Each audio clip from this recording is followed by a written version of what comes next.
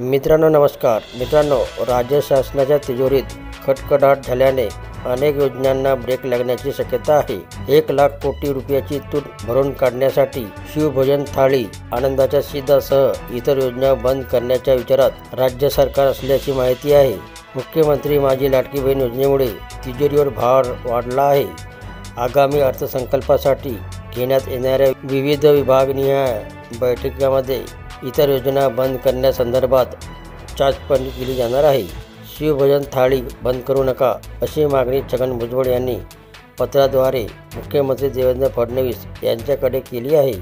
शिवभोजन थाळी उद्धव ठाकरे यांचं सरकार असताना सुरू करण्यात आली होती। त्यावेळी छगन भुजबळ अन्न व नागरिक पुरवठा मंत्री होते। राज्याच्या तिजोरीवर खटखटाट आहे। 2 लाख कोटीहून अधिक तूट आहे। त्यामुळे 1 लाख कोटीची तूट भरून काढली तर गाळा सुरळीत चालू शकतो, असं अर्थमंत्र्यांचं म्हणणं आहे। या संदर्भात विभागावर बैठका झालेल्या आहेत। शिवभोजन थाळी, आनंदाच्या शिदासह इतर योजना बंद होण्याची शक्यता आहे। शिवभोजन थाळीचे दिवसाचे लाभार्थी 1,90,000 आहेत। या योजनेसाठी वार्षिक खर्च 263 कोटी रुपये लागतात। त्यामुळे ही योजना बंद करावी का अशी चाचपणी सुरू आहे। आनंदाचा शिदा एकनाथ मुख्यमंत्री असताना सुरू करण्यात आली होती।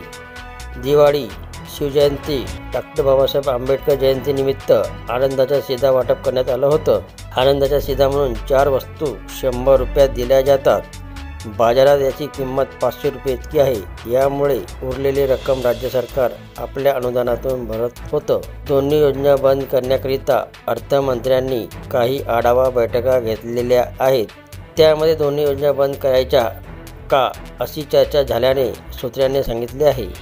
यापूर्वी शिवभोजन थाळी आणि आनंदाच्या शिदा योजना बंद करावी अशा चर्चा झाल्या होत्या। तेव्हा विरोधकांनी टीकेची झोड उठवली होती। आता अर्थसंकल्प सादर होणार आहे, त्यामुळे या योजना बंद करायच्या का असा चर्चा सुरू आहे।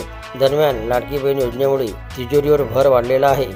कंत्राटदारांचं 89,000 कोटी रुपयाची थकबाकी असल्याचं आंदोलन सुरू आहे। त्या पार्श्वभूमीवर शिवभोजन थाळी आणि आनंदाचा शिदा योजनेबाबत काय निर्णय होतो हे पाहावं लागेल। तर हे होते मित्रांनो शिवभोजन थाळी आणि आनंदाचा शिदा या योजना बंद होणार का याबद्दलची माहिती आवडली असेल तर चॅनलला सबस्क्राईब करायला विसरू नका। जय महाराष्ट्र मित्रांनो।